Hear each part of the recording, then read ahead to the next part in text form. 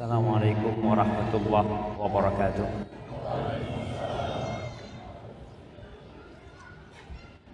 Innal hamdalillah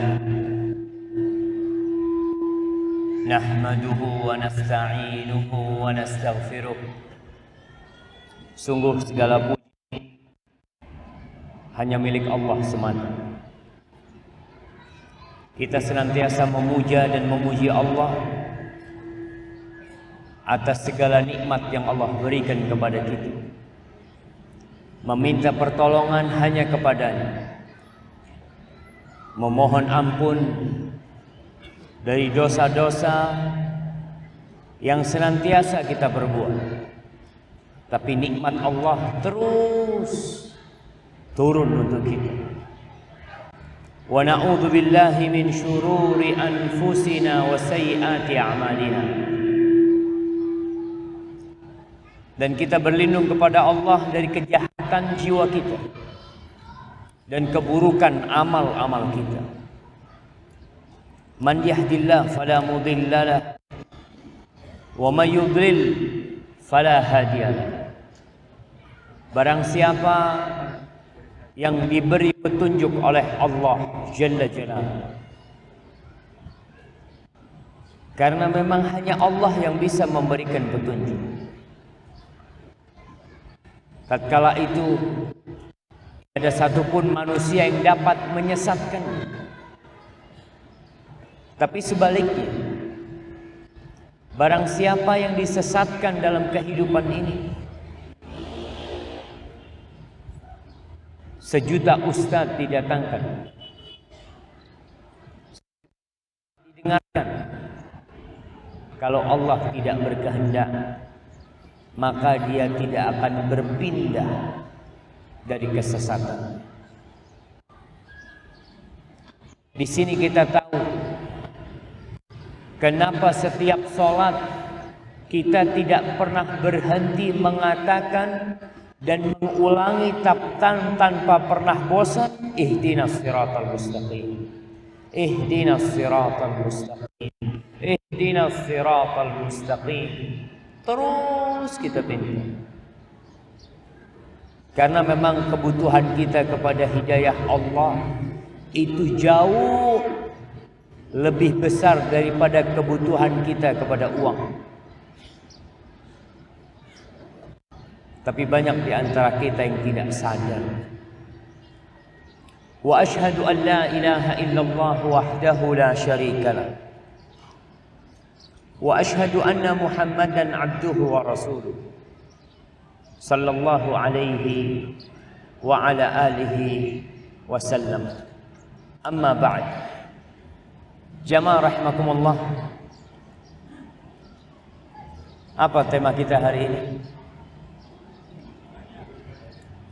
Hinanya, begitu hinanya. Anak punya hadiah banyak ya, Masya Allah. Kira-kira apa yang akan kita bahas? Siapa yang menjawab?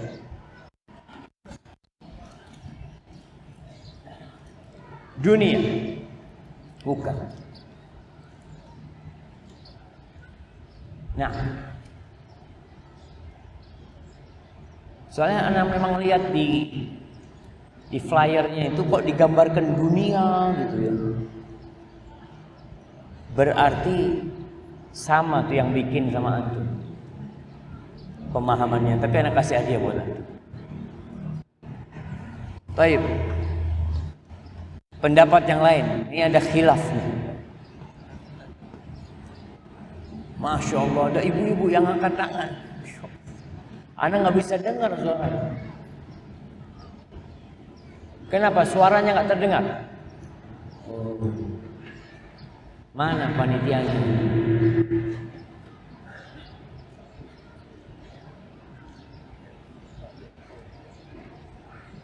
Nah, apa terdengar sekarang? Udah. Anak kira ada ibu-ibu yang mau jawab. Ternyata nggak dengar katanya, Masya Allah. Tapi anak nggak dengar juga kan jawab sama. Yang sini nih.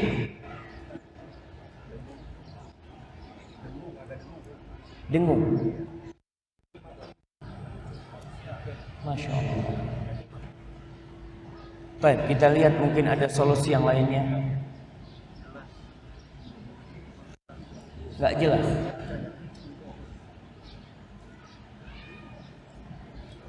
Baik, kita akan membahas tentang kita.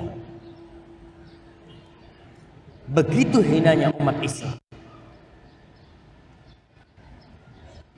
Agamanya dirusak, dicela, nabinya dimaki sallallahu alaihi wasallam, tempat-tempat terhormat mereka dilecehkan, tapi kita nggak bisa berbuat apa-apa. Sebagian umat Islam dibantai, dibunuh, dihabisi, dan kita diam. Ribut ibu kota Israel mau dipindah mana? Ke Al-Quds, ke Urshalim, ke dekat Masjidil Aqsa. Ribut. Padahal sebenarnya Israel itu sudah menetapkan ibu kota mereka Al-Quds sejak 948. Cuma eksekusinya yang belum. Mereka menunggu kapan bisa dilakukan. Sekarang udah pindah belum? Jamaah, antum dengar suara anak nggak? Anak takut nggak terdengar. Masya Allah. Nah,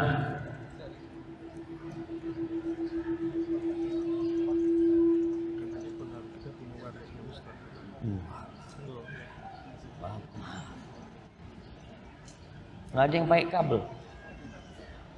Hah? Mic imam tadi bagus katanya.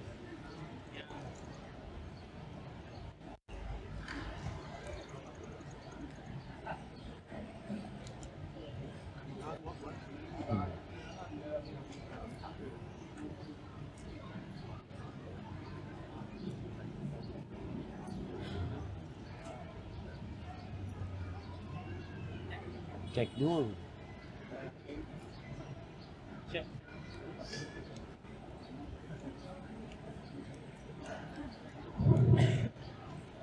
Ini mungkin karena masjidnya terlalu bagus.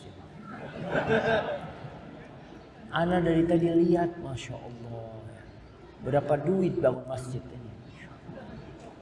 Masa sound systemnya nggak bisa bagus?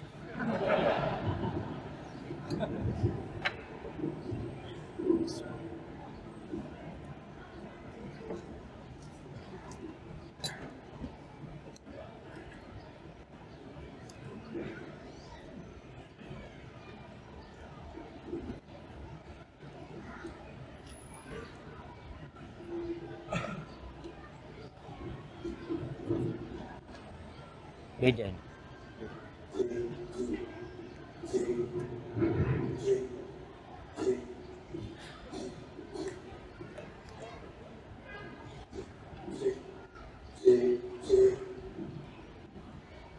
Cek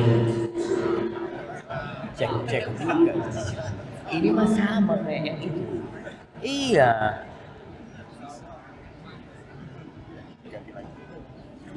Yang tadi nggak apa-apa, yang cek itu kayaknya lebih. Masya Allah.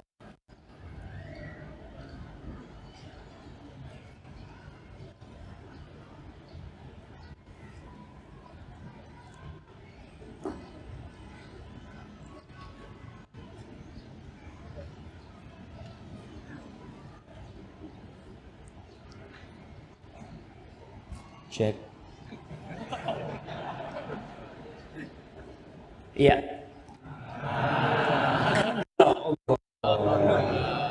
Ibu-ibu nggak kedengeran sana. Nggak kedengeran. Tadi sholat ikut imam gimana? ngeliatin imamnya.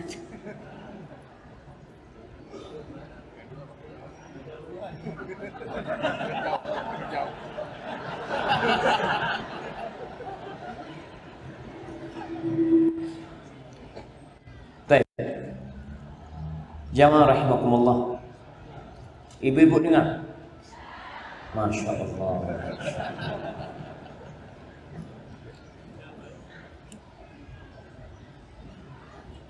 Ibu kota Israel udah pindah belum? Kedutaan Amerika udah dipindah belum? Berarti udah pindah sama. Gimana? Atau dibohongin tuh sama media. Ibu kotanya belum pindah, kedutaan Amerika udah pindah. Proses berjalan. Kenapa itu terjadi? Karena kita hina. Nggak ada nilainya kita di mata mereka. Ana akan ceritakan kepada antum sebuah peristiwa yang menunjukkan bagaimana kejayaan umat Islam dan terhormatnya mereka pada masa lalu. Al-Imam At-Tabari dalam kitabnya Tarikh Al-Muluk wal Umam, beliau menceritakan sebuah peristiwa yang isinya full kehormatan buat umat Islam. Padahal jumlah umat Islam sedikit. Dan kehormatan ini nampak pada waktu perang Yarmuk. Al-Imam At-Tabari mengatakan lamma nazalat junudul muslimin al-Yarmuk, ketika pasukan umat Islam sampai ke Yarmuk, singgah di Yarmuk, ba'atha ilaihimul muslimun inna nuridu kalama amirikum wa mulaqatihi fada'una na'tihi wa nukallimuh. Ini umat Islam kirim surat kepada pasukan Romawi mengatakan kita ingin ketemu sama panglima kalian. Kita ingin ngobrol. Ada yang perlu kita bicara. Kita yang akan datang. Disampaikan dan terjadi kesepakatan pertemuan.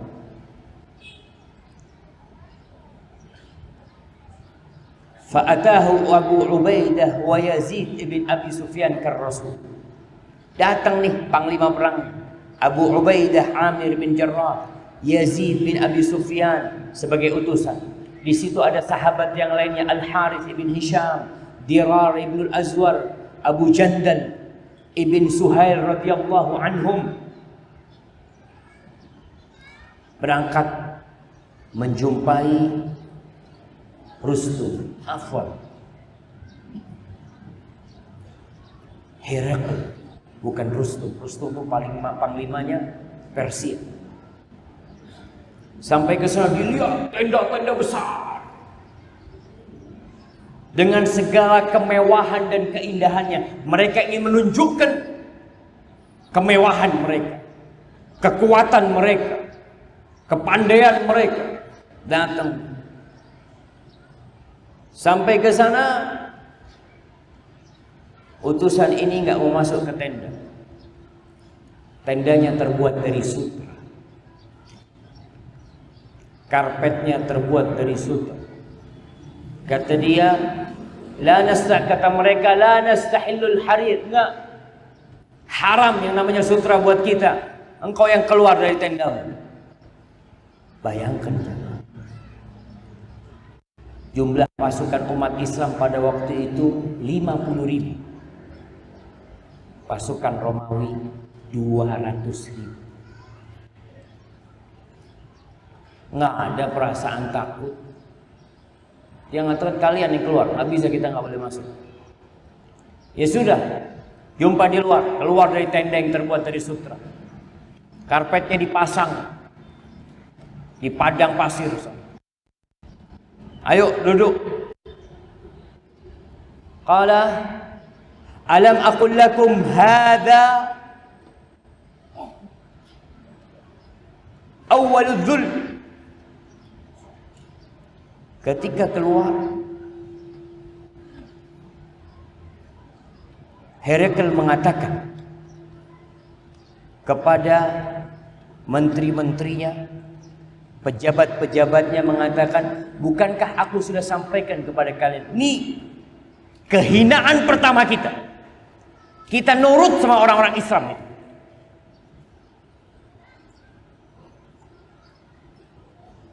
Kok bisa ini terjadi, kata dia. Amma Syam fala Syam.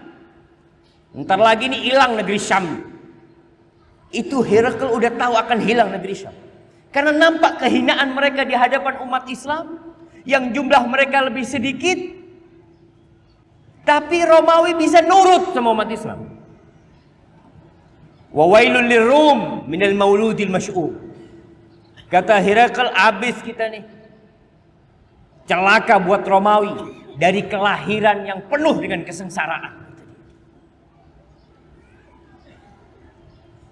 Akhirnya ketika keluar, mereka tuh pasang karpet dari sutra juga. Apa kata Abu Ubaidah dan Yazid? Wala najlis ala hadhi. Kita nggak boleh duduk di atas sutra. Mana air duduk di mana aja lah. Di tanah di mana. Itu Romawi ikut dia mah. Innal izzata lillah. Ini kehormatan yang Allah berikan. Tapi tatkala umat Islam meninggalkan agamanya, jauh dari syariatnya, mereka akhirnya duduk di tempat yang musuh mau. Kita yang akhirnya diatur. Karena kita benar-benar nggak punya kehormatan dalam pandangan mereka. Orang-orang munafikin sempat mengatakan ucapan yang menghinakan umat Islam. Yaquluna di surat Al-Munafiqun ayat 8. Orang-orang munafikin mengatakan la irja'na ilal madinati la yukhrijannal a'azzu minhal adall. Kalau kita sampai Madinah nih, yang mulia akan mengeluarkan yang hina. Yakni yang mulia orang-orang munafik akan mengeluarkan Rasul sallallahu alaihi wasallam. Allah katakan walillahil izzah wali rasulihi walil mu'minin walakinnal munafiqina la ya'lamun. Padahal sejatinya yang namanya al-izzah, kehormatan, penghargaan, kejayaan itu milik Allah. Itu milik Rasulnya dan milik orang-orang yang beriman. Tapi kebanyakan orang-orang munafik gak tahu.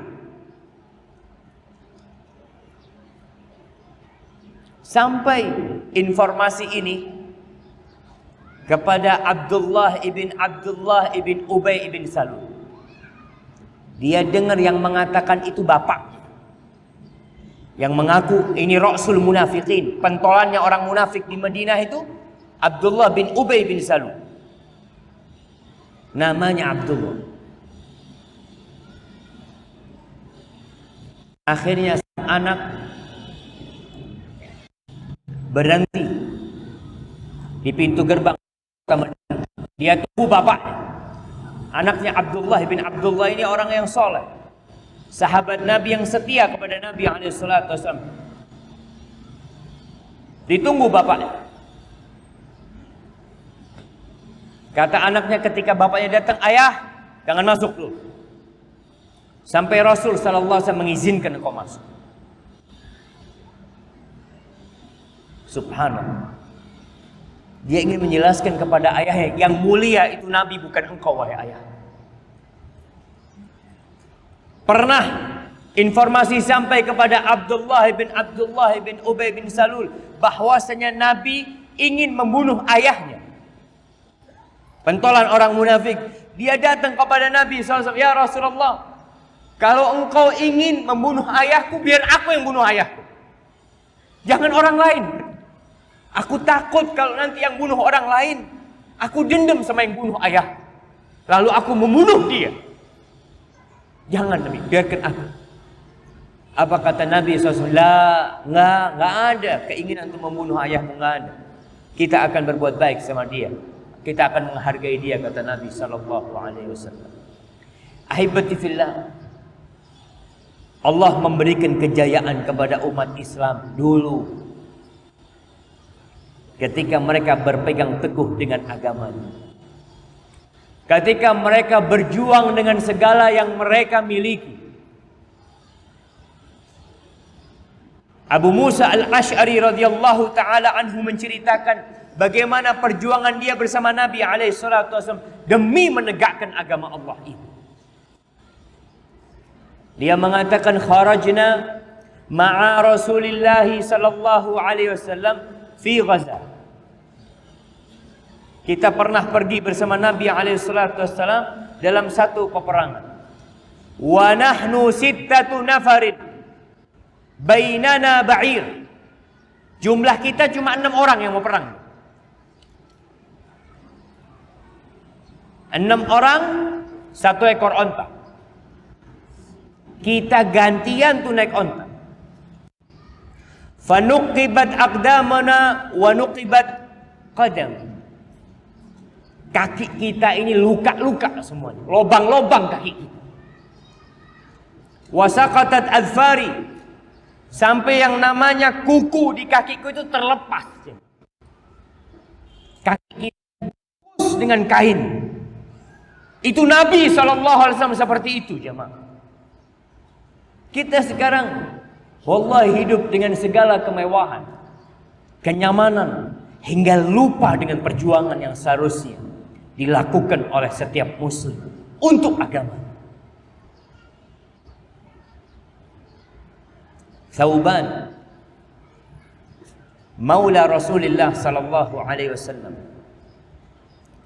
dia mengatakan qala Rasulullah sallallahu alaihi wasallam yushiku an tada'a alaikumul umam. Hampir-hampir umat-umat itu mengeroyok kalian. Kama tada'al akalatu ila qas'atiha. Sebagaimana orang yang mau makan bersama itu saling memanggil. Ayo ikut bagian anak, ayo sini makan. Ayo sini makan. Qala qailun.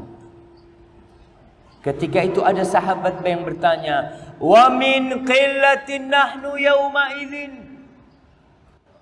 Apakah kita dikeroyok, kita dibantai, itu karena jumlah kita sedikit, wahai Nabi sallallahu alaihi wasallam?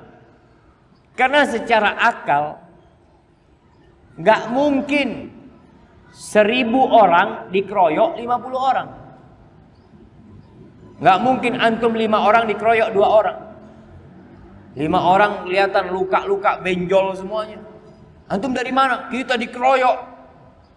Berapa orang yang ngeroyok kalian? 2. Gimana antum dikeroyok sama 2 orang? Maka sahabat ini bertanya, apakah karena jumlah kita sedikit pada waktu itu sehingga kita dikeroyok? Apa kata Nabi sallallahu alaihi wasallam? Bal antum yawma idzin katsir. Tidak, bahkan jumlah kalian pada waktu itu banyak. Mayoritas muslim. Banyak jumlah kalian. Enggak sedikit kalian dikeroyok. Walakinnakum ghutha'un ka ghutha'is sayl. Tapi kalian seperti buih yang dibawa oleh banjir. Antum pernah melihat kalau ada banjir, biasanya ada buih di tempat pusaran-pusaran tertentu yang dibawa oleh air. Di bawahnya arus keras, di atasnya ada buih yang ikut kemana arus itu pergi. Wala yanzi'annallah min suduri aduwikumul mahabata minkum. Allah akan mencabut rasa gentar musuh kalian dari kalian. Kalau dulu 200.000 takut sama 50.000. Antum coba lihat perjalanan Rasulullah Sallallahu Alaihi Wasallam dan para sahabatnya menyebarkan agama Allah ini. 300 lawan 1000 perang Badar. Yang menang 1000 apa 300? 300. Perang Uhud 700 lawan 3000. Mana yang menang? Mana yang menang jemaah? Imbang. Benar imbang. 70 yang mati dari sahabat pada waktu itu. 70 yang tewas dari para sahabat. Awalnya menang. Tapi ada satu kesalahan mereka buat. Bukan karena jumlahnya sedikit mereka kalah, bukan. Karena mereka tidak taat dengan perintah Nabi alaihi salatu wassalam. Perang Khandaq, perang Parit, 3.000 lawan 10.000. Yang 10.000 pulang kampung kalah. Perang Qadisiyah, ketika melawan Persia, kalau Yarmuk melawan Romawi, Qadisiyah melawan Persia, 30.000 melawan 120.000. Itu pasukan musuh ketakutan jemaah.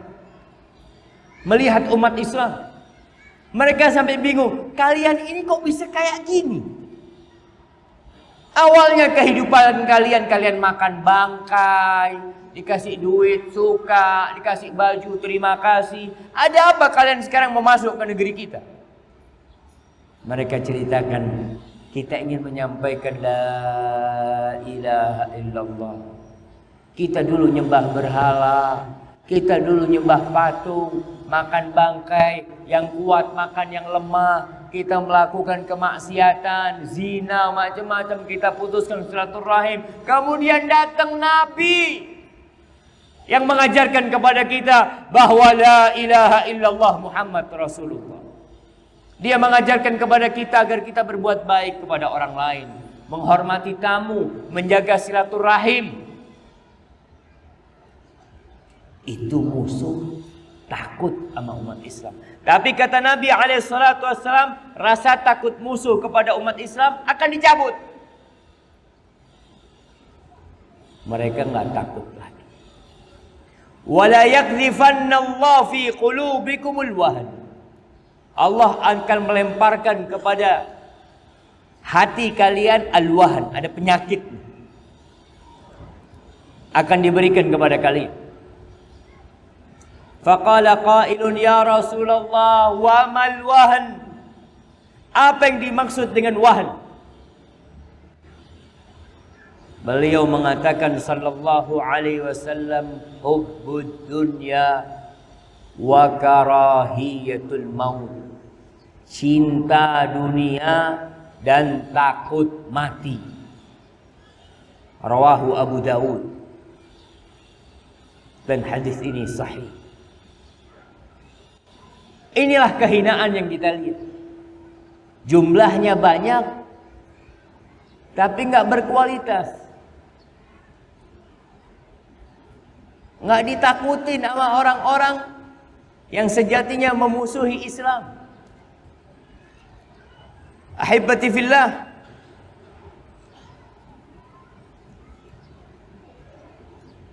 Sebagian orang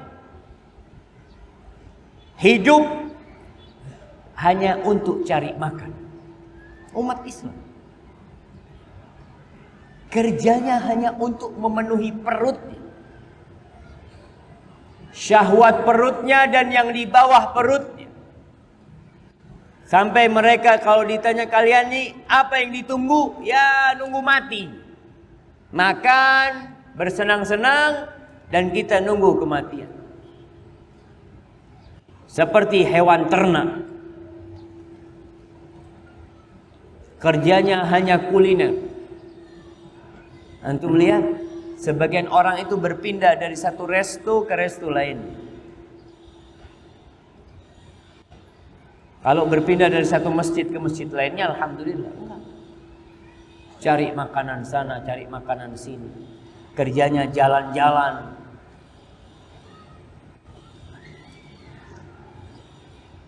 Cinta dunia dan takut mati, ini yang membuat kita hina. Ketidakpedulian dengan agama. Sa'ad bin Abi Waqqas radhiyallahu taala anhu yang menjadi panglima perang ketika Qadisiyah, Umar bin Khattab kirim surat kepada Sa'ad bin Abi Waqqas karena mereka selalu minta tambahan pasukan, tambahin pasukan, bantu kita dengan tambahan pasukan. Maka disebutkan Umar kirim surat kepada Sa'ad bin Abi Waqqas, innama yaghlibul muslimuna aduwahum bitaqwahumullah. Kalian tahu Allah memenangkan umat Islam atas musuh-musuhnya bukan karena jumlahnya, bukan karena persenjataan mereka, bukan karena keilmuan mereka, tapi bitaqwahumullah. Karena ketakwaan umat Islam kepada Allah, wa ma'siyatu aduwihim lahu, dan maksiat musuhnya kepada Allah. Allah jadi bantuin umat Islam karena mereka bertakwa. Musuhnya melakukan kemaksiatan. Fa idza stawaina nahnu wa hum fil ma'siyah. Kalau kita sama dalam kemaksiatan dengan mereka, sebanding kemaksiatan kita dengan kemaksiatan mereka, ya jelas kalah kita. Kana lahumul fadl alaina fil quwwah. Mereka akan mengalahkan kita dengan kekuatan mereka. Karena sejatinya jumlah mereka lebih besar, persenjataan mereka lebih lengkap. Jamaah, Allah mengatakan iyansurkumullah fala ghaliba lakum. Kalau Allah memenangkan kalian, siapa yang bakal ngalahkan kalian? Nggak ada. Wa iyakhzulkum faman dzalladzi yansurukum min ba'dih. Kalau Allah meninggalkan kalian karena kemaksiatan kalian, mau minta tolong sama siapa kalian? Wallahi kita sedih ketika saudara-saudara kita yang ada di Rohingya dibantai, dibunuh, dan kita nggak bisa berbuat apa-apa. Nggak bisa. Hanya bisa teriak-teriak. Kenapa pertolongan Allah tidak turun? Karena kita tidak pantas mendapatkan pertolongan Allah. Gara-gara banyaknya kemaksiatan kita. Allah udah janji. In tansurullah yansurkum wa yutsabbit aqdamakum. Kalau kalian menolong Allah dengan menegakkan agamanya di diri kita, melaksanakan perintah Allah, menjauhi larangannya, Allah akan bantu kalian. Jangan minta tolong sama mereka yang sebenarnya musuh kita. Minta tolong sama Allah, perbaiki diri kita. Ummul Mukminin Zainab bintu Jahsh, dia pernah bertanya kepada Nabi alaihi salatu wassalam, mengatakan, anahliku wa fina salihun. Mungkinkah kita akan binasa? Kita akan hancur, padahal di tengah-tengah kita banyak orang soleh.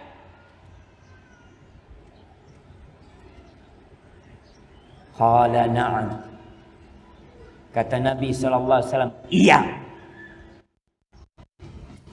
Terus gimana tuh orang-orang soleh banyak? Iya. Kalian akan binasa, kata Nabi SAW. Walaupun di tengah-tengah kalian banyak orang soleh, idza kathural khabath. Kalau kemaksiatan merajalela, dibiarkan. Jangan dipikir antum aman. Alhamdulillah Ustaz, anak jauh dari kemaksiatan. Tapi di mana-mana kemaksiatan merajalela didiamkan, jangan merasa aman, jamaah. Karena Nabi SAW sudah menjelaskan kepada kita, ketika kesyirikan merajalela, kemaksiatan merajalela, homoseksual dibiarkan, perzinaan dibiarkan, lalu antum mengatakan, alhamdulillah Ustaz, ana jauh dari itu semua. Antum jauh, tapi mereka dekat sama antum. Hati-hati, azab Allah turun. Ketika sebuah negeri diazab, bukan berarti semuanya melakukan kemaksiatan, jamaah. Oh, banyak masjid di sana, Ustaz. Banyak orang-orang soleh. Gimana kalau disebutkan negeri ini negeri maksiat? Nggak perlu semuanya berbuat maksiat, kemudian dihancurkan sama Allah. Allah mengatakan di surah Al-Anfal ayat 25, wattaqu fitnatan la tusibanna alladzina zalamu minkum khassa. Takutlah kalian kepada fitnah, kepada azab yang turun tidak hanya menimpa pelaku dosa.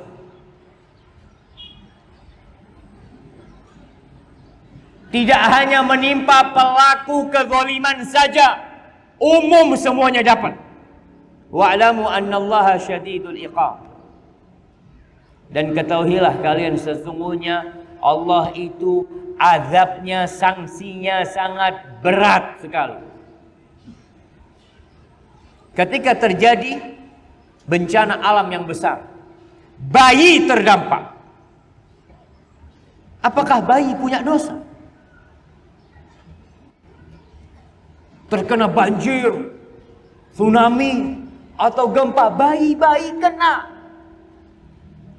Allah ingatkan, nggak harus semuanya berbuat dosa lalu Allah azab.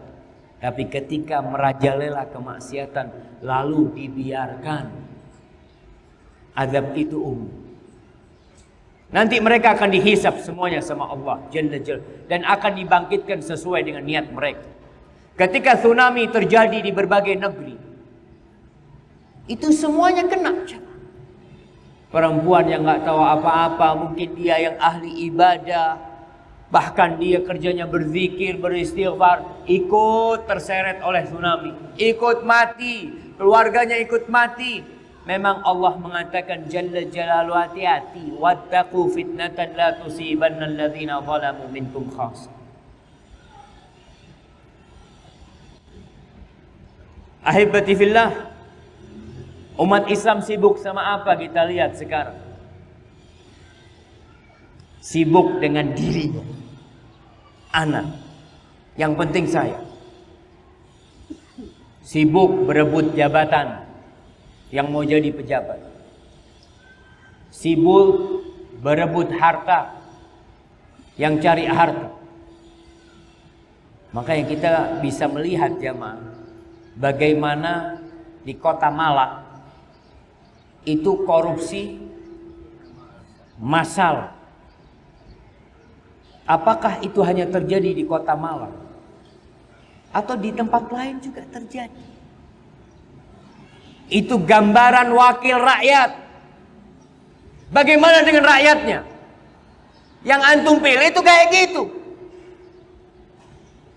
Menakutkan sekali.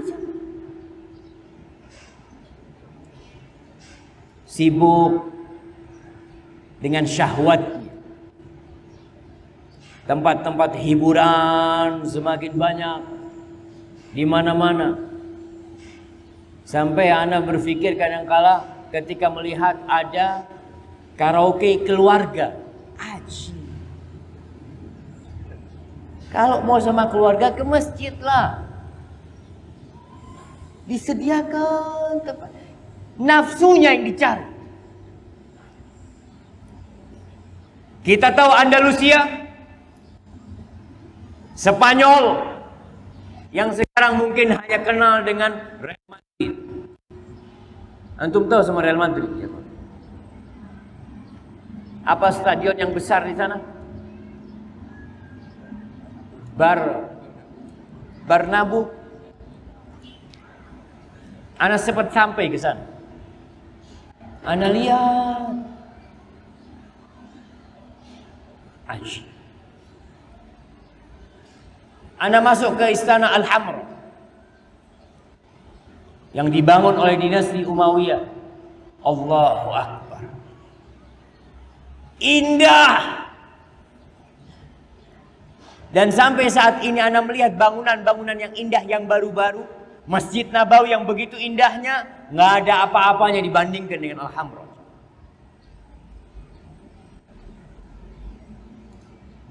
...800 tahun umat Islam pernah ada di Spanyol dan Portugal.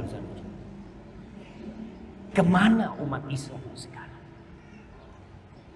Ingat, tidak ada jaminan Islam akan tetap ada di Indonesia. Nggak ada yang jamin itu.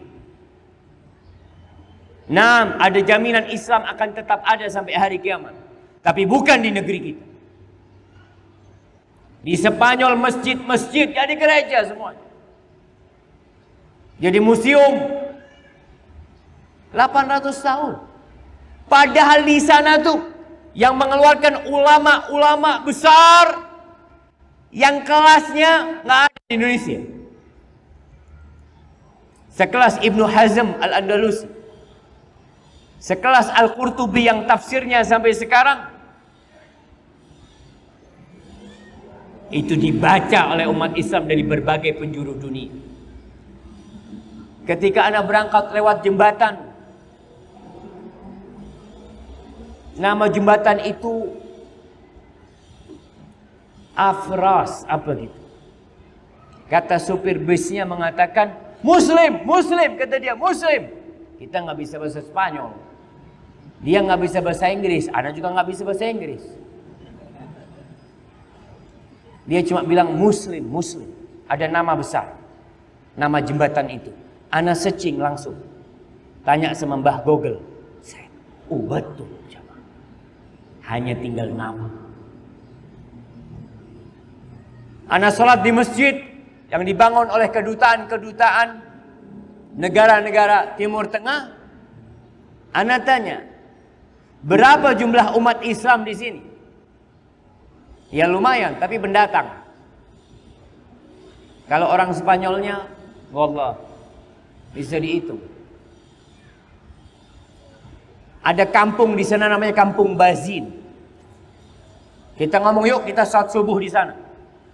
Ini kita di negeri kafir nih, kita berangkat cari sholat subuh di masjid. Berangkat kita naik mobil sama rombongan mau sholat subuh di sana. Masjidnya tutup. Kita ya Allah dingin ya Allah. Akhirnya kita sholat balik ke hotel. Sholat Jumat, anak sholat Jumat ada masjid kecil musola jemaah. Mungkin luasnya 4x5. Anak melihat ya Allah begitu hinanya. Padahal di sanalah kejayaan Islam pernah mewarnai Eropa, menerangi bumi mereka.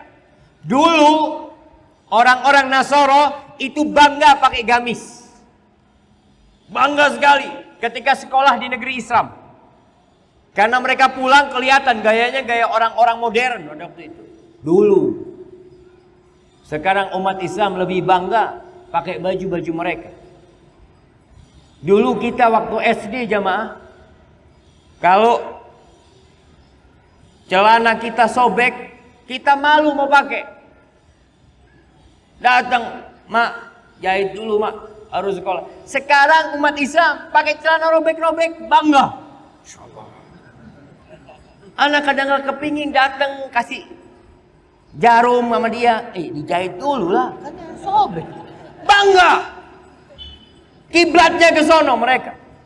Buih seperti buih. Kemana disetir berangkat dia jemaah.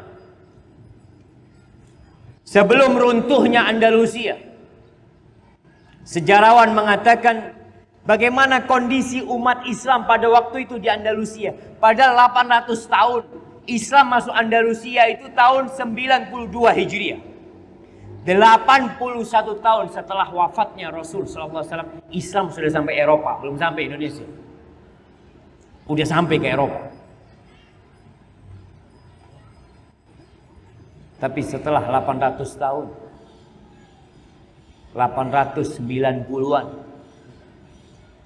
hilang, tidak berbekas. Diceritakan bagaimana kondisi umat Islam pada waktu itu. Innama himmatu ahadihim ka'sun yashrabuha wa qainatun yasma'uha wa lahun yaqta'u bihi ayyama. Kerjaan umat Islam pada waktu itu ya bukan semuanya tentunya, enggak. Ambisi mereka segelas wine, segelas homer yang dia minum, dengan biduan wanita yang goyang dan menyanyi, dan permainan-permainan yang untuk menghabiskan masa hidupnya.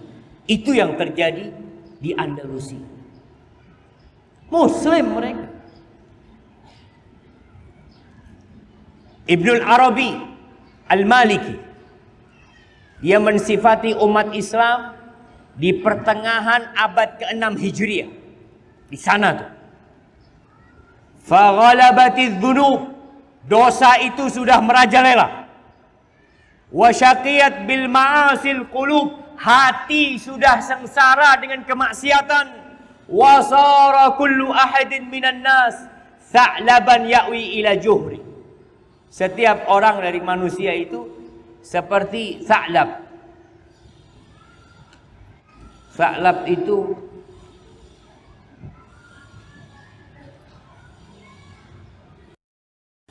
ada yang tahu tha'lab cuma?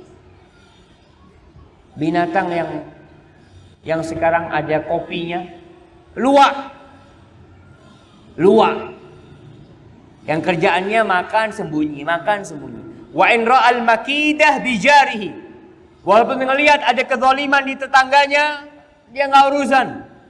Fa inna lillahi wa inna ilaihi raji'un. Dia menyebutkan ini udah dekat nih. Dia hidup sebelum runtuhnya Andalusia. Tapi udah deket, udah kelihatan nih bakal runtuh nih. Hilang Islam dari sana. Ahibati fillah. Jadi apa penyebabnya? Hubbud dunya. Cinta dunia dan takut mati.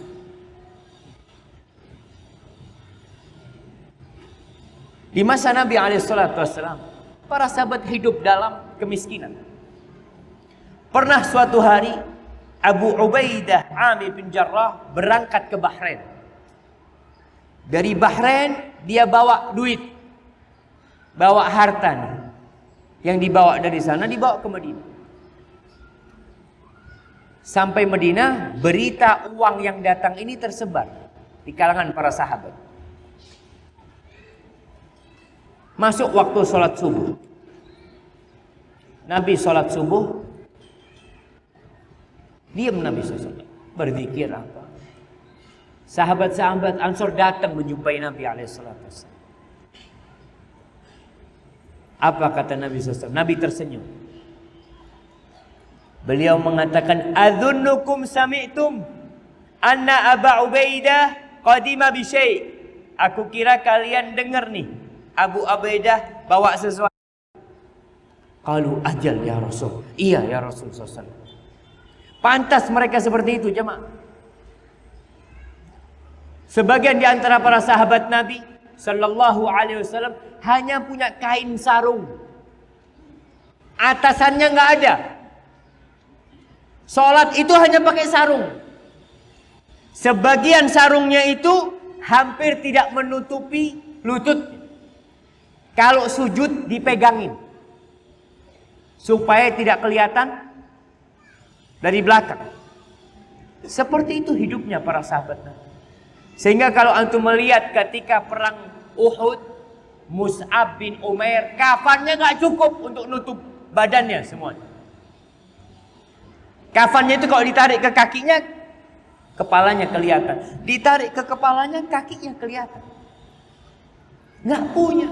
Mungkin antum berpikir, sahabat yang lain kok nggak bagi-bagi Ustaz ya? Kan mereka mungkin banyak bajunya. Sama kehidupan mereka. Susah semuanya. Oleh karena itu tatkala ada harta yang datang, ya mereka ingin memperbaiki ekonomi mereka.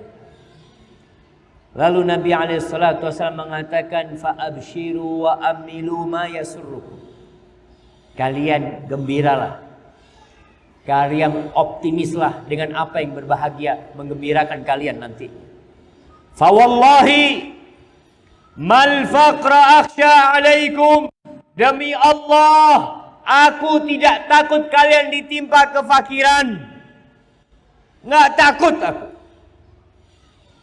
Walakinni akhsha an tubsata alaikumud dunya kama busitat ala alladhina min qablikum fatanafasuha kama tanafasuha fatuhlikakum kama ahlakat. Rawahul Bukhari wa Muslim. Yang aku takutkan ketika dunia ini dibentangkan buat kalian. Itu yang aku takutkan. Kemudian kalian akan bersaing mengumpulkan dunia. Wallahi jamaah subhanallah, sekarang ana melihat duit itu nggak ada harganya. Kadangkala duit 200 rupiah, 100 rupiah, 500 rupiah disapu sama orang. Kita dulu, Masya Allah, duit itu berharga sekali. Baju, Allahu Akbar, ana masih ingat di pesantren. Pulang itu, ana dikasih duit sama ibu ana untuk beli celana. Ana beli di pasar celana bekas. Ana kesana cari celana bekas. Susah dulu itu jangan. Sekarang semuanya baru-baru dipakai.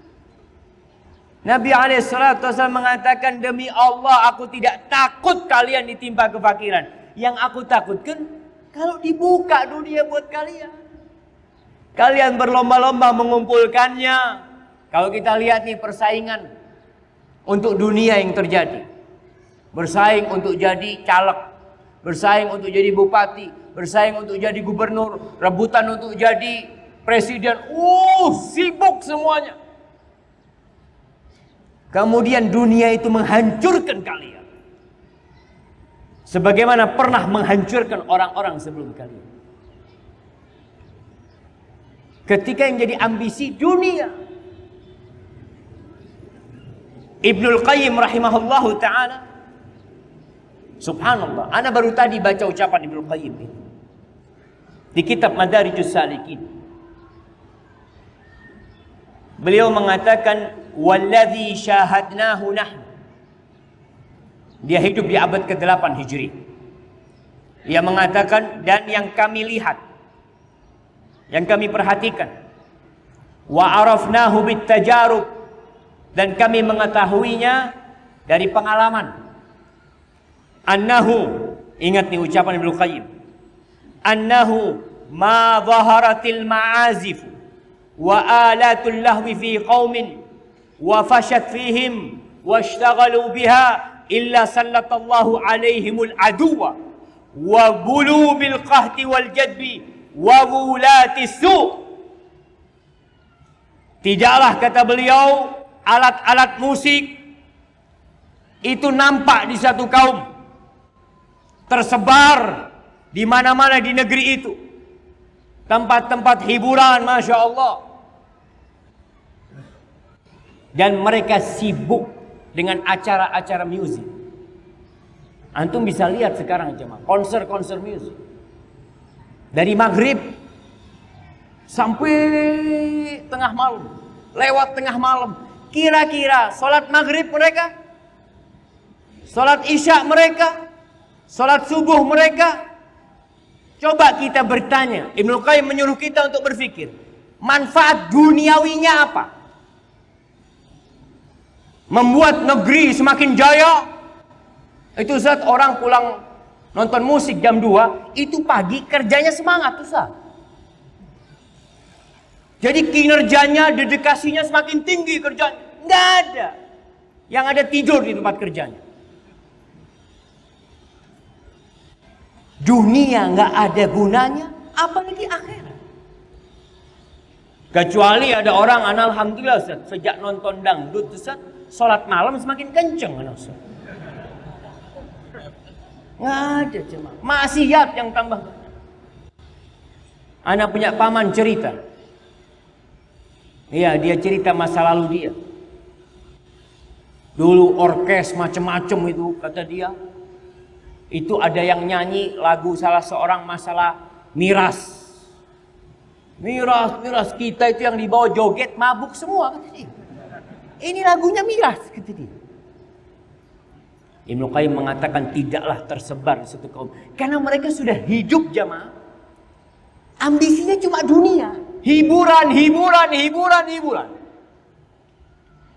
Tadi kita bicarakan nggak bermanfaat buat negerinya, nggak bermanfaat buat agama. Tontonan yang ada, apa manfaatnya buat negeri kita?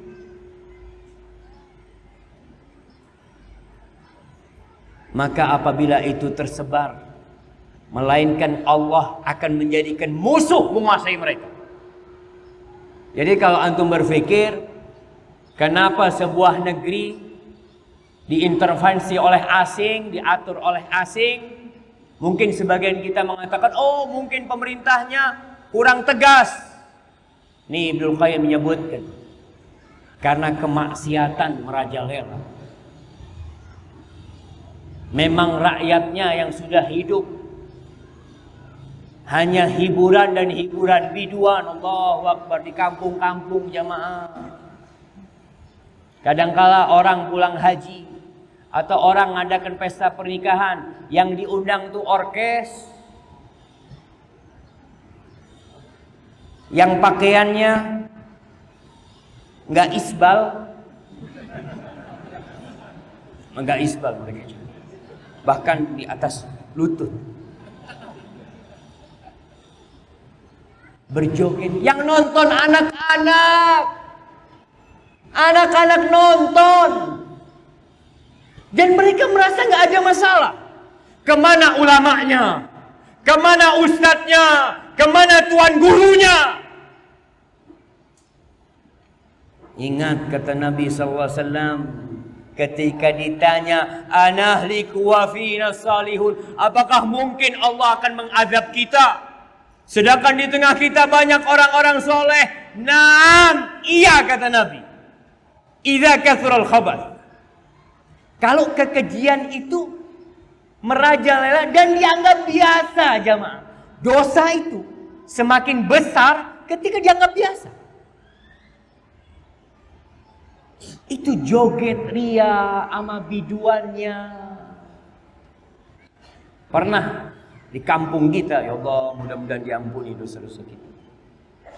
Di kampung kita ada acara tertentu. Mungkin acara 17 Agustus waktu itu. Di kampung. Tapi alhamdulillah sekarang orang kampung sudah tobat semua. Jadi mereka mengadakan pentas yang diundang penyanyi ular. Bencong lagi. Ana waktu di pesantren dulu itu, ya Allah, orang, dan mereka datang. Artinya tokoh agamanya biasa gitu loh, nggak ada masalah. Ini hiburan lah, sekali-kali lah. Ya, dia nggak mengatakan seperti itu. Cuma itu yang terjadi di banyak masyarakat. Tapi alhamdulillah masih ada kebaikan di umat ini. Masih ada ulama-ulama, kiai-kiai, ustadz-ustadz yang berusaha untuk memperbaiki.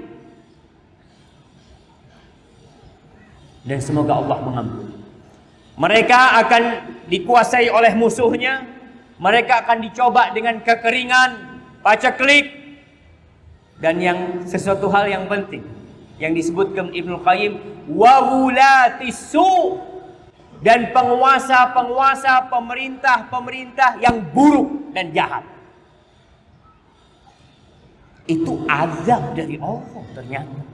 Wal aqil, dan orang yang berakal kata Ibnu Qayyim, yata'ammalu ahwalal alam wa yanzur. Orang yang berakal itu akan memperhatikan kondisi dunia. Di sana apa yang terjadi? Di sana apa yang terjadi? Apa penyebabnya? Dia berpikir, jangan sampai terjadi di tempat dia. Terus solusinya apa? Untuk menghilangkan cinta dunia dan takut mati. Khalid bin Walid ketika berjumpa dengan Panglima Persia, Khalid kirim surat, tulis surat. Untuk siapa? Untuk Hurmuz, panglima pada waktu perang itu. Terkenal ini orang sombong, pemimpinnya benci sama Islam. Apa yang ada dalam suratnya Khalid? Amma ba'd, fa aslim taslam. Masuklah engkau Islam, kau akan selamat. Wa'taqid li nafsika au i'taqid li nafsika wa li qaumika dhimmah. Atau kalau enggak, sudah engkau masuk dalam kekuasaan kita. Wa aqil bil jizyah, engkau tinggal bayar setoran kepada kita. Ini satu keagungan dan kejayaan masalah. Bayar jizyah. Wa illa, kalau engkau masuk Islam enggak mau, bayar jizyah enggak mau, wa illa fala talumanna illa nafsak. Jangan mencela kecuali dirimu sendiri. Walaqad ji'tuka, aku nih sekarang bawa pasukan, kata Khalid bin Walid, jumlahnya sedikit. Enggak seperti pasukannya Persia. Walaqad ji'tuka biqaumin yuhibbunal maut kama tuhibbunal hayat. Aku bawa satu kaum, satu pasukan yang mereka cinta kepada kematian seperti kecintaan kalian kepada dunia. Kita bawa pasukan yang maunya mati, bukan mau hidup. Dan betul, Persia itu hancur. Habis Persia. Di masa khilafah Umar bin Khattab radhiyallahu taala anhu. Karena kualitas sahabatnya berbeda. Mereka cinta dengan akhirat mereka. Ambisi mereka akhirat, bukan dunia. Zaid ibn Dathinah, sahabat Nabi yang dibunuh di Mekah. Sahabat Nabi ini ditangkap oleh orang-orang musyrikin. Oleh orang-orang Mekah ditangkap dan mau dibunuh. Ketika mau dibunuh, Abu Sufyan bertanya, mau dipenggal kepalanya di depan halayak ramai di Mekah. Abu Sufyan bertanya, anshudukallah ya Zaid, aku minta engkau jujur, dengan nama Allah aku minta. Atuhibbu anna Muhammadan indana al-an fi makanika nadribu unuqahu wa annaka fi ahlik. Engkau mau enggak yang menjadi penggantimu sekarang untuk dipenggal ini adalah Muhammad sallallahu alaihi wasallam, dan engkau sekarang ada di rumah. Ini tanya tentang cinta dia kepada Nabi sallallahu alaihi wasallam. Mau enggak sekarang Nabi Muhammad sallallahu alaihi wasallam menggantikanmu di posisimu dan engkau di keluargamu sekarang? Apa kata Zaid? Wallahi uhibbu anna Muhammadan al-an fi makanihi alladhi huwa fi tusibuhu syaukatun tu'dhi. Demi Allah, aku ni enggak ingin sekarang Muhammad sallallahu alaihi wasallam itu ada di tempat dia sekarang dan dia tersakiti dengan duri. Aku enggak ingin dia tersakiti dengan duri sallallahu alaihi wasallam. Wa ana jalisun fi ahli, dan aku duduk di rumah. Apa kata Abu Sufyan? Ma ra'aitu minan nas ahadan yuhibbu ahad ma yuhibbu ashabu Muhammadin sallallahu alaihi wasallam Muhammadin. Aku enggak pernah melihat suatu kaum yang mereka mencintai satu orang seperti kecintaan sahabat Muhammad kepada Muhammad sallallahu alaihi wasallam. Itu tuh yang membuat Islam jadi jaya mereka. Mereka siap mengorbankan apa yang mereka miliki. Di surah Al-Maidah ayat 54 Allah mengatakan, ya ayyuhalladzina amanu 3 ayat sebelum ini, ya ayyuhalladzina amanu. Al-Maidah ayat 51 yang sempat ribut. Itu 3 ayat sebelum ini. Di ayat 54 Allah mengatakan, ya ayyuhalladzina amanu man yartadda minkum an dinih. Siapa di antara kalian yang mau murtad, yang mau keluar dari agamanya, Allah nggak peduli. Fasawfa ya'tillah biqaumin yuhibbuhum wa yuhibbuna. Allah akan mendatangkan generasi yang berbeda. Mendatangkan kaum yang cinta kepada mereka dan mereka cinta kepada Allah. Azillatin 'alal mu'minin. Mereka penuh kerendahan terhadap orang-orang yang beriman. A'izzatin 'alal kafirin. Mereka penuh dengan kejayaan kehormatan terhadap orang-orang kafir. Yujahiduna fi sabilillah. Mereka berjuang di jalan Allah. Wala yakhafuna laumata laim. Dan mereka enggak takut dengan celaan orang yang mau mencela mereka. Dzalika fadlullah yu'tihi man yasha. Wallahu wasi'un alim. Itu karunia dari Allah. Allah kasih kepada siapa yang Allah kehendaki. Antum jadilah generasi itu tuh. Jadilah generasi yang mencintai Allah dan dicintai oleh Allah Jalla Jalaluhu. Sehingga agama kita tidak hina, negeri kita aman, damai dan tentram. Kita jaga negeri kita jemaah. Kita jaga NKRI ini dengan tidak melakukan kemaksiatan. Dengan tidak membiarkan kemungkaran. Kita perlu berdakwah menyelamatkan negeri ini dari azab Allah Jalla Jalaluhu. Rasul sallallahu alaihi wasallam mengatakan, "Idza tabaya'tum bil 'ina wa akhadtum adnab al-baqar wa raditum biz-zara' wa taraktumul jihad sallallahu alaikum dhullan la yanzi'uhu hatta tarji'u ila dinikum." Apabila sistem jual beli kalian riba tapi terselubung. Biasanya di negeri yang mayoritas muslim dan muslim paham agama, mereka melakukan riba nggak terang-terangan, takut. Maka riba mereka terselubung. Apabila sistem jual beli kalian riba dan kalian sibuk dengan ekor sapi kalian, sibuk dengan kebun-kebun kalian, yakni berada di zona aman dengan kedudukannya, di zona aman dengan hartanya. Dia merasa sudah nyaman dengan posisi dia, sudah nyaman dengan kedudukan dia, dan meninggalkan jihad di jalan Allah. Allah akan menimpakan kepada kalian kehinaan. Sallallahu alaikum dhullan la yanzi'uh. Kehinaan yang gak bakal dicabut sama Allah. Kalau kalian sudah sibuk sama dunia kalian, sampai kapan kita akan terus hina? Hatta tarji'u ila dinikum. Sampai kalian kembali kepada agama kalian. Jadi solusinya cuma satu. Kembali kepada agama Islam ini jamaah. Kita ini kebanyakan Islam keturunan. Alhamdulillah, bapak kita Islam, ibu kita Islam, keluarga kita Islam. Kita bersyukur kepada Allah. Tapi kita juga perlu membenarkan Islam kita. Allah mengatakan, ya ayyuhalladzina amanu udkhulu fis-silmi kafah. Masuklah ke dalam agama Islam seutuhnya.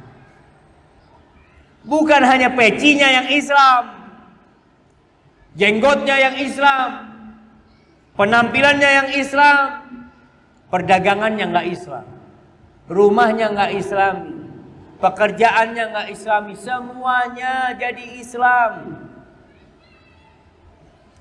Maka kita dituntut untuk belajar.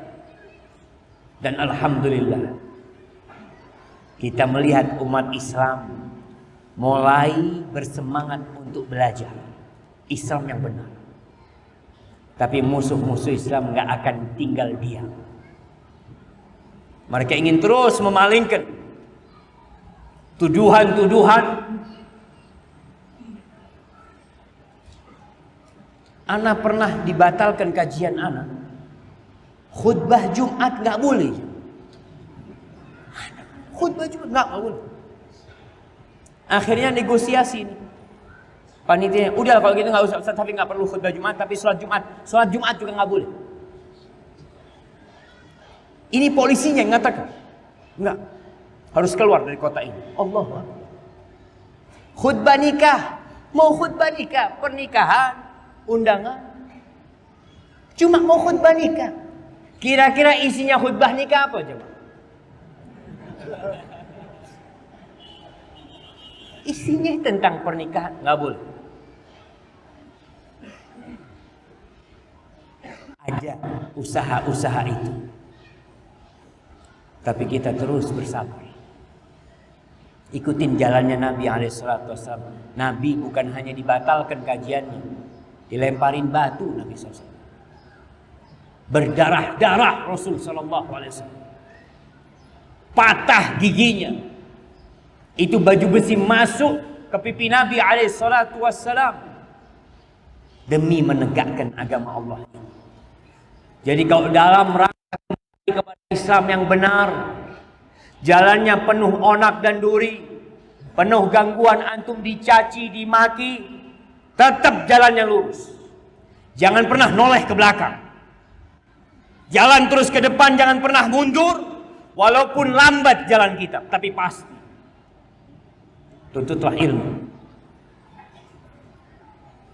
Pelajari Islam yang benar, yang berasal dari Al-Quranul Karim, sunnah Nabi SAW, berdasarkan pemahaman para sahabat Nabi, bakal hilang tuh kehinaan. Kita ini sekarang lagi ngumpulin donasi buat Lombok. Sebagian cinta sama fulusi. Wallahi sahabat-sahabat Nabi pada waktu perang Tabuk, perempuan-perempuan, banyak perempuan gak pegang duit masa itu. Mungkin dikasih suaminya, dibeliin gelang, dibeliin kalung. Ketika Rasul SAW perlu harta untuk persiapan perang Tabuk, itu perempuan-perempuan buka gelangnya, buka kalungnya, cincinnya, dilemparkan, berikan kepada Nabi SAW. Kita lebih cinta kepada Allah dan Rasulnya daripada dunia ini. Tumbuhkan keyakinan bahwa dunia ini cepat atau lambat akan hilang. Bukan hanya kita. Nih, kota ini akan hilang. Jakarta akan hilang. Indonesia tidak akan lagi ada. Yang ada hanya tanah rata. Idza zulzilatil ardu zilzalaha wa akhrajatil ardu athqalaha wa qalal insanu ma laha. Kenapa kayak gini nih?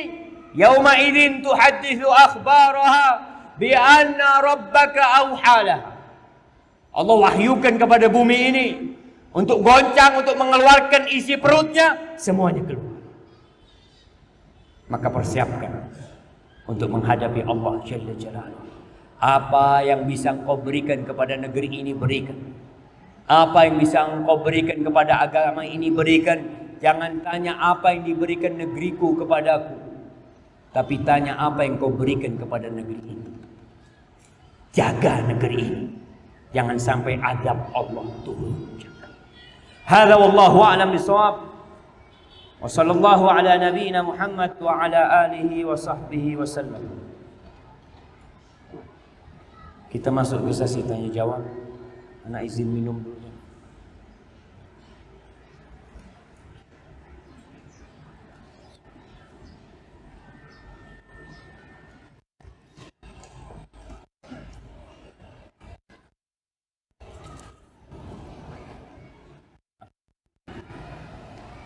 Assalamualaikum Ustaz. Waalaikumsalam.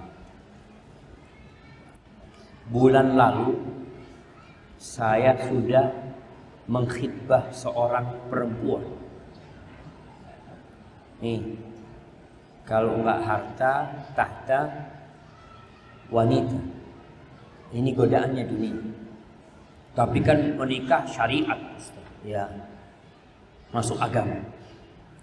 Akan tetapi bulan Oktober esok adiknya lebih dulu melakukan acara resepsi pernikahan. Namun dalam tradisi keluarganya tidak boleh melaksanakan pernikahan setahun 2 kali. Masya Allah. Jadi korban dia jadi.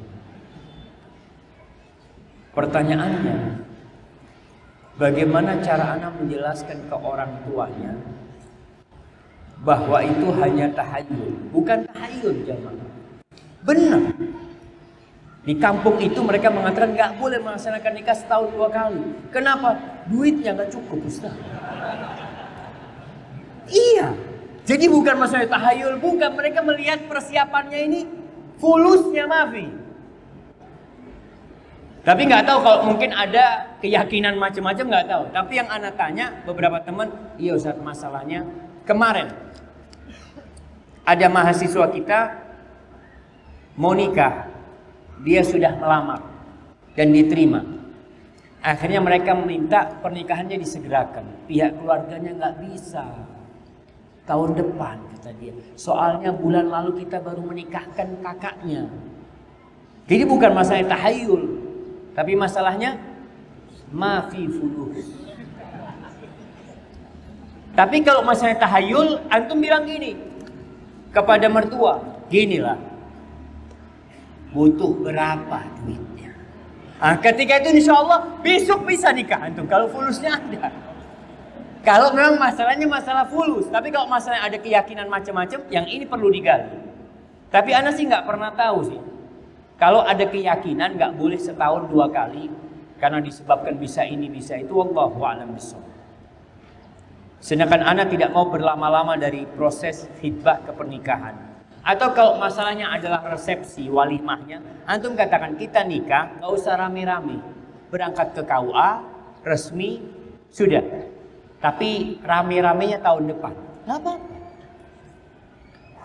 Tapi sudah sah menjadi suami istri. Tapi kadangkala mertua yang kayak gini susah dapatnya. Tapi antum sabar. Antum sabar. Nah, kita sebagai pribadi rakyat biasa, apa yang harus kita lakukan agar azab Allah tidak ditimpakan ke negeri kita ini, ke kota kita? Tadi yang saya sampaikan, hindari kemaksiatan. Kita itu termasuk menjaga negeri kita, menghindari kemaksiatan dan mengingkari kemungkaran. Bisa dengan tangan kita, dengan tangan kita. Nggak bisa dengan lisan kita. Nggak bisa hati kita harus mengingkari. Antum jangan melihat kemaksiatan nggak bisa mengingkari, hatinya suka dengan kemaksiatan itu. Boleh juga kayak gini. Lihat ada perempuan lewat dengan pakaian mini. Antum nggak bisa mengingkari dengan tangan antum. Mau ngomong juga nggak berani. Hati gimana ya? Diliatin dong perempuan ini. Gimana mengingkari ini? Antum dapat dosa bukan? Hati antum harus mengingkari. Tundukkan pandangan antum. Itu termasuk kita menjaga negeri kita. Tinggalkan riba. Karena penyebab kehinaan itu riba salah satunya. Antum mau menyelamatkan negeri ini, tinggalkan riba. Ustaz, tapi yang lainnya tidak meninggalkan. Di sini perlu dakwah. Antum meninggalkan, kan tadi disampaikan, banyak orang-orang soleh, mungkin juga azab Allah turun. Iya. Kalau kemaksiatan dibiarkan merajalela, maka ada tugas kita menyampaikan. Masya Allah, jemaah, ana masih ingat kisah seorang chef di hotel bintang. Muslim dia nggak mau masak yang haram-haram di restoran dia. Yang pakai homer apa enggak, dia masak yang halal. Datang manajernya, Kenapa kamu tidak masak itu? Manajernya muslim. Kata chef ini, saya muslim pak. Diam manajernya. Saya muslim. Supaya tahu dia, engkau juga muslim. Nggak tahu dia. Tapi banyak orang hanya cari makan. Tadi ambisinya cuma cari makan. Nggak peduli dia, yang penting Anda dapat fulus. Ini chefnya siap dikeluarkan. Yang mengatakan ana muslim, saya muslim pak. Hadil izzah jemaah. Wallahi ketika seorang mengatakan saya muslim, dengan penuh bangga dia mengatakan ana muslim. Nggak boleh. Ada, tapi kan gimana, kita kan harus toleransi. Toleransi asalkan bukan dalam urusan agama kita. Urusan dunia kita toleransi. Tapi urusan halal haram kemaksiatan, afwan, ana muslim. Wallahi sebagian muslim kerja di restoran, kerjanya mengantarkan homer. Kerja di kafe-kafe di mana ngantarkan homer. Dia nggak minum homer, tapi dia termasuk dilaknat karena ngantarkan homer. Sebagian muslim kerjanya mencatat akad riba. Kerjanya enggak Ustaz, ana notaris. Kerjanya omong.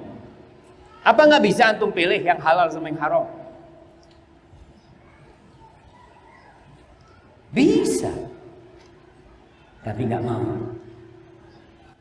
Oh, jamaah kita sedih, jamaah. Kita sedih sekali. Tapi bismillah, kita tetap optimis. Insyaallah negeri kita dijaga oleh Allah Jalla Jalaluhu. Barakallahu fikum.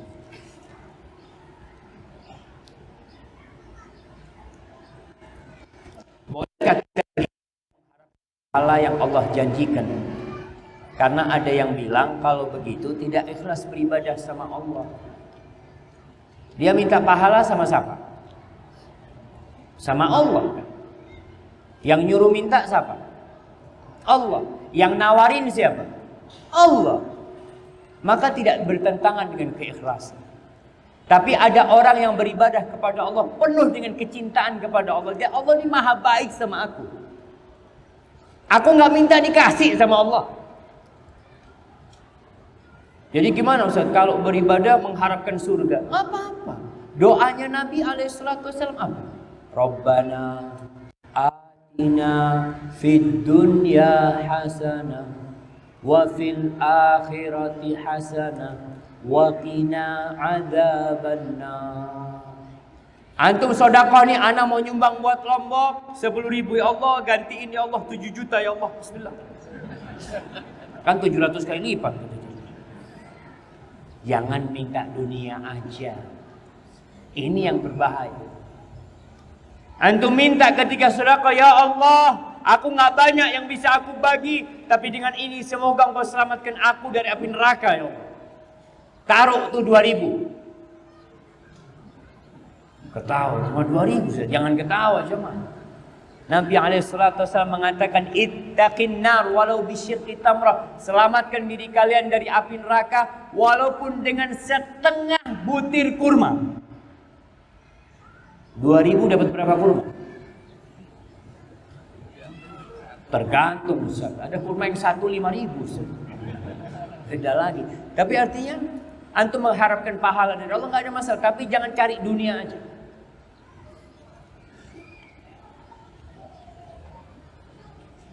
Assalamualaikum Ustaz. Waalaikumsalam. Apa yang harus dilakukan istri bila suami bermaksiat dengan perempuan lain? Dosakah bila didiamkan? Dosa.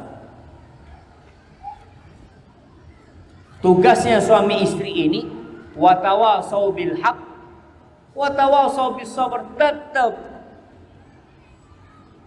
Maka ya Rasul sallallahu alaihi wasallam ketika menceritakan rahimallahu rajulan qama minal lail, Allah merahmati seorang lelaki yang bangun malam hari, fasalla, lalu dia salat malam, thumma ayqadat ahla, kemudian dia bangunin istrinya, dek bangun dek. Fa in abad, kalau istrinya nggak mau, dia ambilin air sedikit, dia cipratkan, dek bangun. sholat. Ini dirahmatin Allah. Wa rahimallahu imra'atan, Allah merahmati seorang wanita yang bangun malam hari. Artinya suami istri, kadang-kala ada suaminya yang bangun duluan, ada yang istrinya bangun duluan. Ini perempuan bangun duluan, qamat minal lail, dia sholat perempuan ini. Lalu dia bangunin suaminya, bang, bangun bang.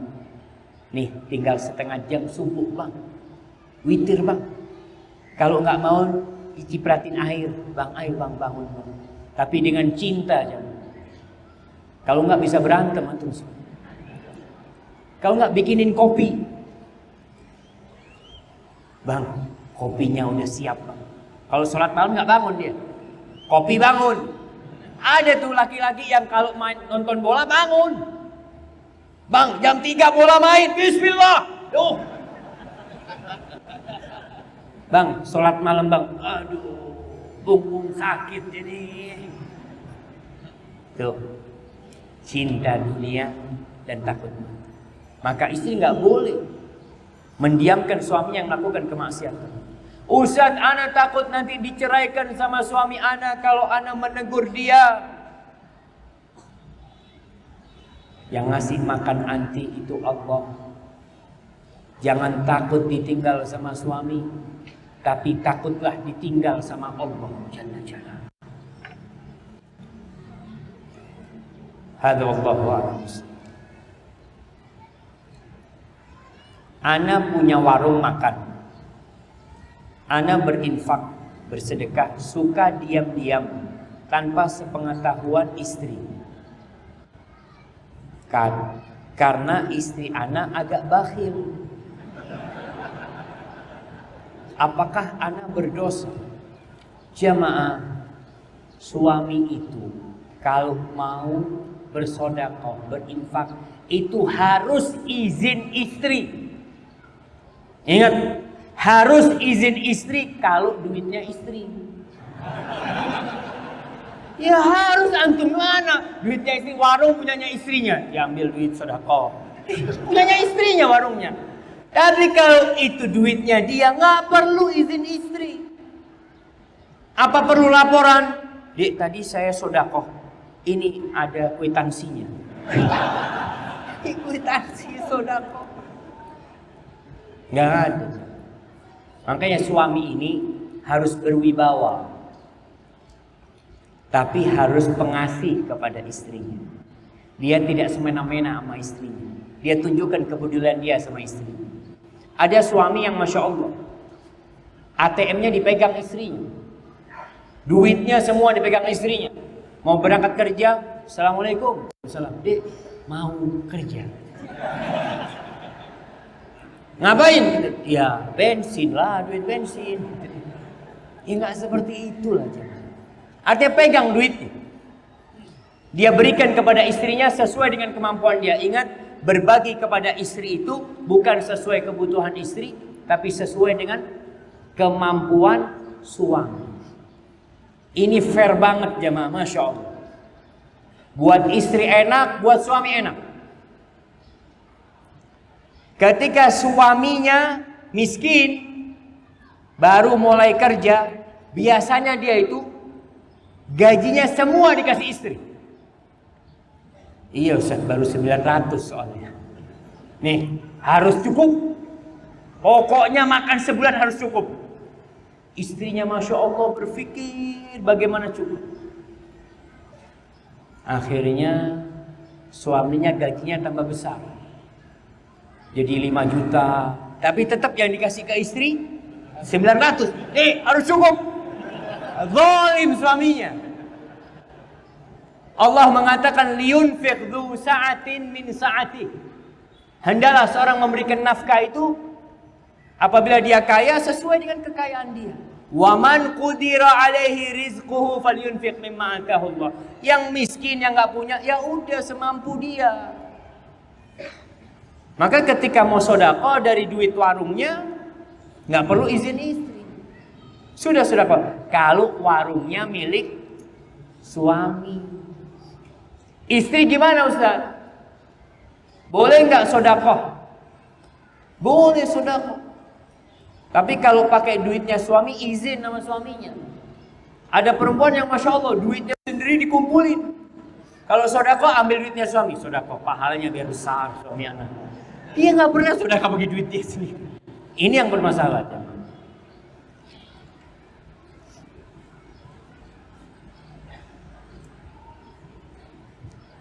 Anak kok mulai panas ya ma. Bismillah. Alhamdulillah. Assalamualaikum Ustaz. Ana mau bertanya. Ana mempunyai sekolah sunnah, baru berdiri di Pamulang. Tetapi ana sama lingkungan dibilang hati-hati anaknya sekolah di situ, bisa diajarkan teroris. Bagaimana ana menyikapinya? Karena ana dan guru ana bercadar dan ustadznya baju gamis. Ini loh jamaah, memang ada yang ditebarkan kebencian dengan simbol-simbol Islam.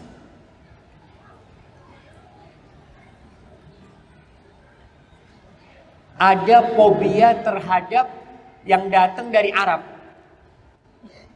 Kalau yang datang dari Barat nggak ada masalah, nggak ada yang ribut. Ngelihat perempuan bercadar, hati-hati, teroris. Kalau perempuan bercadar teroris, berarti engkau bagaimana nantinya kalau melihat istri Nabi semuanya pakai cadar? Aisyah bercadar, iya. Sofia bercadar, iya. Ummu Salma bercadar, iya. Terus bagaimana kita menyikapi? Dengan membuka diri. Mereka melakukan itu karena nggak ngerti, karena nggak paham. Sampai sekarang ini jamaah, ada seorang anak yang Masya Allah di Surabaya, dia cerita, kalau misalnya dia dari Sumatera sana, Ustaz, anak gimana Ustaz? Anak sama ibu anak disuruh potong jenggot anak. Anak pulang pakai jenggot. Kata ibu, aduh potong jenggotnya, potong. Akhirnya ribut, dia potong. Balik ke Surabaya, dia panjangin jenggotnya lagi. Ibunya takut anaknya memanjangkan jenggotnya lagi. Tiap hari diminta kirim foto. Sampai seperti itu.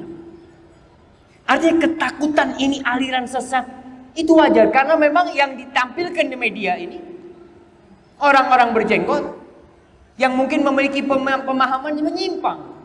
Padahal Rasul Shallallahu Alaihi Wasallam beliau berjenggot dan menyuruh agar orang berjenggot. Sampai kemarin Anda baca berita di Aceh, ada salah satu bupati yang melarang pegawai negeri berjenggot. Kenapa sih musuh banget sama sunnah Nabi SAW? Apa engkau terganggu dengan sunnah itu? Maka kita sabar. Kita nggak paham. Jangan kesini terus, biar muter dia. Bikin jalan. Masya Allah, sekali-kali lewat sini dia. Maka sabar, buka diri, jaga hubungan baik dengan masyarakat, dengan Pak RT, Pak RW datang ke sana, undang mereka ketika ada acara, silahkan mereka ikut. Dan perempuan-perempuan, Anda kasih tahu, kadang-kala perempuan-perempuan ini yang udah ngaji, yang pakai cadar, ketika kumpul sama perempuan semua, cadarnya nggak dibuka.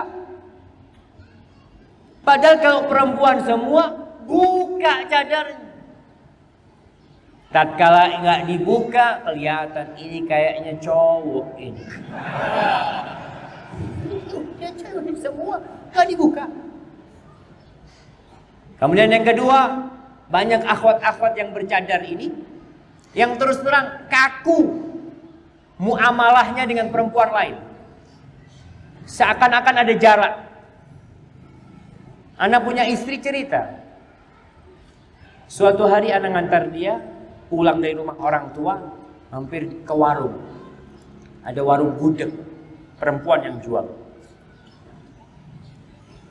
Beli, istri anak ngobrol sama dia. Ngobrol macem-macem. Ini penjualnya heran.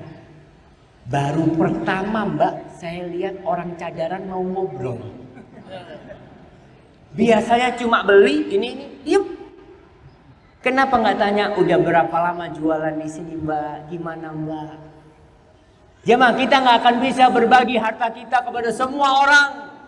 Tapi kita bisa berbagi dengan semua orang akhlak kita yang baik. Nggak keluar duit.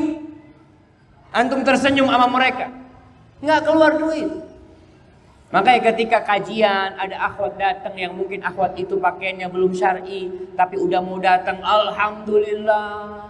Terkadang nih yang cadaran, yang pakai kerudung besar, bikin kelompok sendiri. Tahu-tahu mojok di sana, mojok di sana. Ada perempuan baru datang, dilihat dari ujung rambut ke ujung kaki. Ini mau kajian apa mau kondangan? Tolong akhlaknya diperbaiki. Maka dengan cara membuka diri kepada muslim, mereka saudara kita jamaah.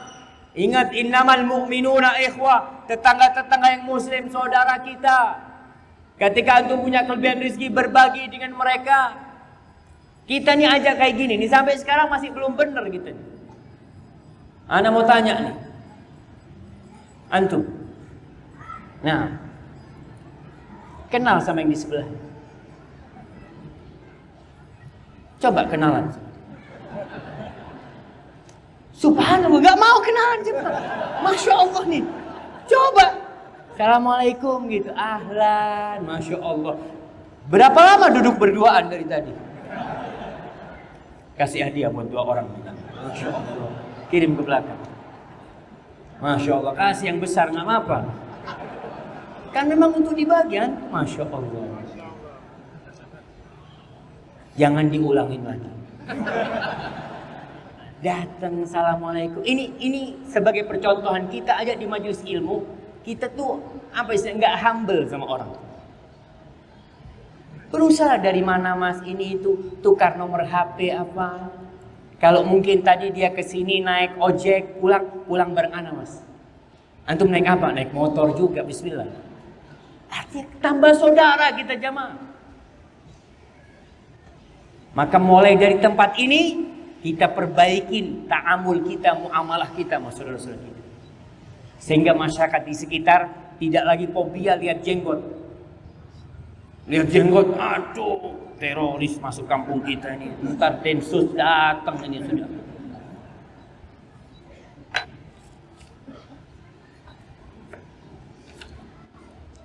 Bismillah.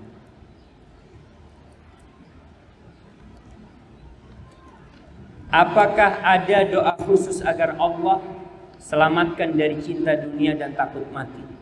Jazakallah khair. Wallahu a'lam.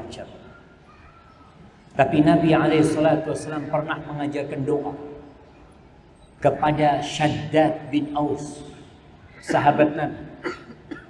Nabi mengatakan kepada Shaddad, ya Shaddad ibn Aus, idza ra'aitan nas yaknizuna adh-dhahaba wal fiddah, apabila engkau melihat orang-orang sudah sibuk menimbun emas dan perak, fakniz anta haula'il kalimat, engkau kumpulkan nih kalimat-kalimat ini. Dikasih doa sama Nabi SAW.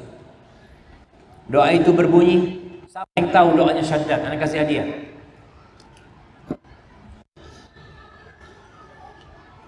Kayaknya udah cukup. Kirimkan ke belakang. Nah, Masya Allah. Dikecilin aja, mau dikecilin. Nah. Doanya Shaddad bin Aus. Jadi kalau melihat orang sibuk cari dunia, baca doanya. Anda baca pertamanya, yang hafal angkat tangan dan kasih aja. Awalnya, Allahumma inni as'aluka tsabata fil amr wal azimata 'ala ar-rusyd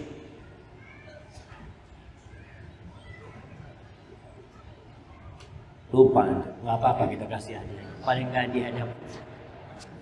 Wal azimata 'ala ar-rusyd, wa as'aluka mujibati rahmatik wa azaima maghfiratik wa as'aluka syukra ni'matik wa husna ibadatik wa as'aluka qalban saliman wa lisanan sadiqan wa as'aluka min khairi ma ta'lam wa a'udzu bika min syarri ma ta'lam wa astaghfiruka lima ta'lam innaka anta 'allamul ghuyub.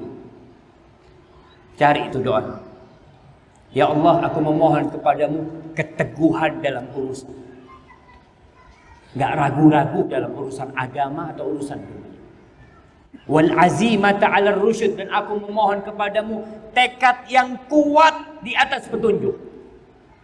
Banyak di antara kita, Masya Allah, kajian 10 kali, 20 kali. Ilmunya banyak, amalnya dikit. Kenapa nggak diamalin? Ya itu, Ustaz. Belum dapat hidayah. Belum dapat hidayah. Minta sama Allah.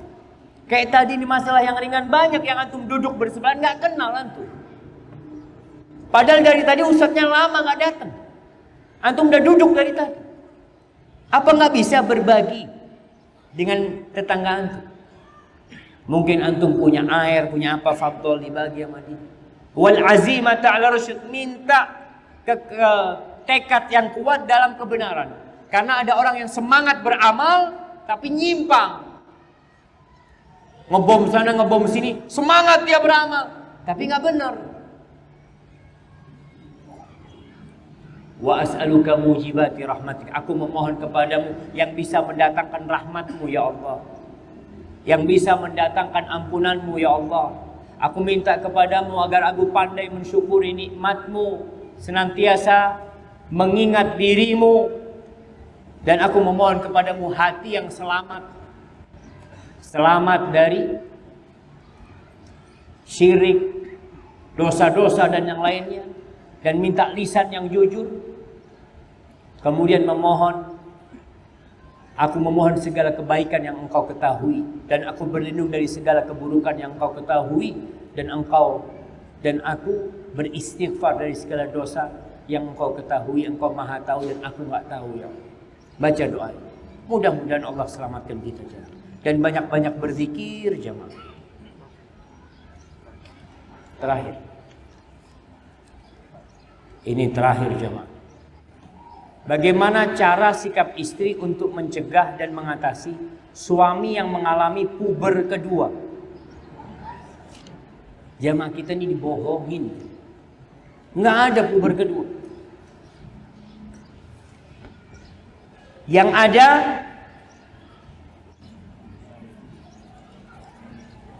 lelaki atau wanita yang sampai kepada umur 40 tahun dan itu puncak masa muda dia. Puncak akal dia. Hanya saja kalau dikatakan puber kedua, bukan puber kedua dia. Kemaksiatan mungkin yang dia lakukan, atau mungkin istri yang kurang melayani suaminya, sehingga suami akhirnya jadi agak binal sedikit kok. Jadi kalau dikatakan puber kedua sebenarnya enggak. Itu yang Anda ketahui. Tapi hal ini dipakai untuk ya biasalah puber kedua. Ana mau tanya sama yang sepuh ini, bapak yang sepuh ini, pernah puber kedua? Hah? Bener nggak pernah? Sekarang? Atau? Masya Allah, kasih hadiah jamaah. Masya Allah. Alhamdulillah. Berarti bukti nih jamaah yang tua ini nggak pernah puber kedua nih jamaah. Alhamdulillah. Jadi bagaimana sikap istri? Berikan pelayanan yang lebih maksimal. Yang ada kadangkala istrinya memang yang sudah apa istilah menopause. Menopause. Menopause. Apa artinya? Iyalah katanya mereka perempuan yang mungkin sudah dia tidak lagi hasratnya seperti dahulu. Sehingga suaminya keinginannya masih besar, bukan puber kedua, tapi istri yang tidak bisa melayani dia. Terus bagaimana caranya? Ya dilihat. Istri yang mungkin bisa berolahraga apa, agar dia bisa memberikan pelayanan kepada suaminya. Kalau nggak tahan ini tuh nggak bisa, Ustaz. Ya sudah, suaminya suruh kawin lagi. Kalau memang dia merasa anak nggak bisa, sudah. Anak-anak sudah banyak, anak sudah sakit-sakitan. Karena tujuan menikah salah satunya adalah untuk menjaga dan menundukkan nafsu kita. Kalau itu tidak didapat di rumah tangga, dikarenakan salah satu dari pasangan ini tidak bisa memberikannya, maka boleh minta cerai. Istri pun boleh minta cerai. Dalam kondisi suaminya tidak bisa memuaskan dia, dan dia takut terjebak dalam perzinaan, dia boleh minta cerai. Kalau suami boleh nikah lagi, tapi istri nggak mungkin. Maka solusinya dia minta cerai pada waktu itu. Hadza wallahu a'lam bishawab. Itu yang bisa saya sampaikan pada kesempatan kali ini. Apabila benar itu dari Allah Jalla Jalaluh, kalau ada yang salah dan kurang berkenan, itu dari diri anak pribadi. Allah dan Rasulnya terbebaskan dari kesalahan itu. Subhanakallahumma wa bihamdika asyhadu an la ilaha illa anta astaghfiruka wa atubu ilaik. Sebelum pulang, antum kenalan sama yang di sebelah antum. Assalamualaikum warahmatullahi wabarakatuh.